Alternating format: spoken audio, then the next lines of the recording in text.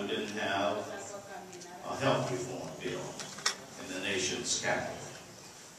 And there's a lot of debate about the issue itself, but when you think about it, it is to be considered progress, significant progress.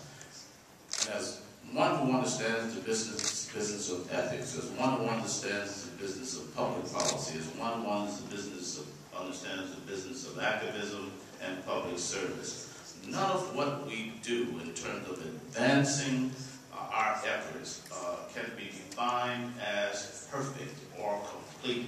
Movement continues.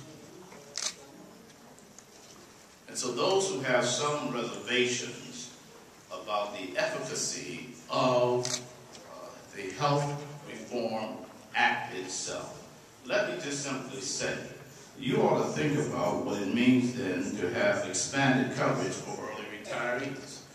Prior to the enactment of law, such wouldn't have been the case. You ought to think about what it means about providing access to insurance for the uninsured, particularly those with pre-existing conditions. That would be me.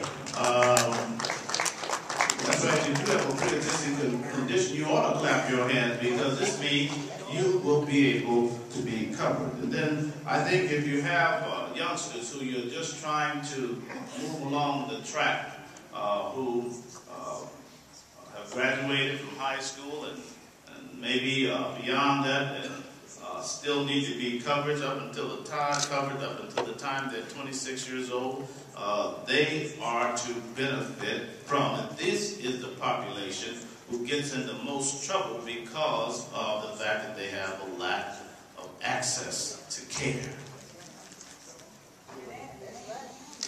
I'm trying to say something this morning. So what about the provision of preventive care? Significant. That phone's for me. Give it up. Trying to talk to somebody. That's the president calling. He said, don't forget about eliminating lifetime limits on insurance coverage.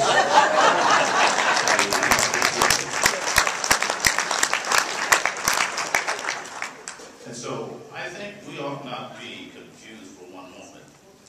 Given where we were last year this time, including where we are now, there has been significant progress, significant advances. And to the extent that such has been the case, we ought not allow people to drown out our successes because of their hateration. We ought to essentially, I'm trying to say it here, what we ought to do is know that every step we make forward, if you want movement to go forward, you have to celebrate it and not let anybody rob you of your joy and your confidence.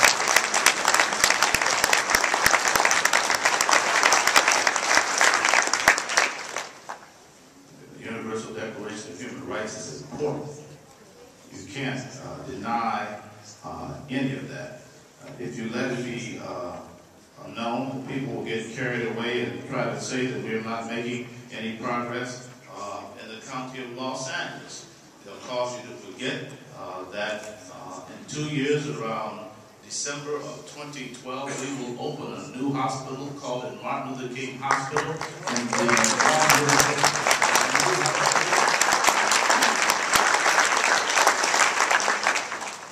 And before that, in June of next year, we'll open the first clinic that's a part of that, the South Los Angeles Public Health Clinic, June of 2011. This is progress and consequence.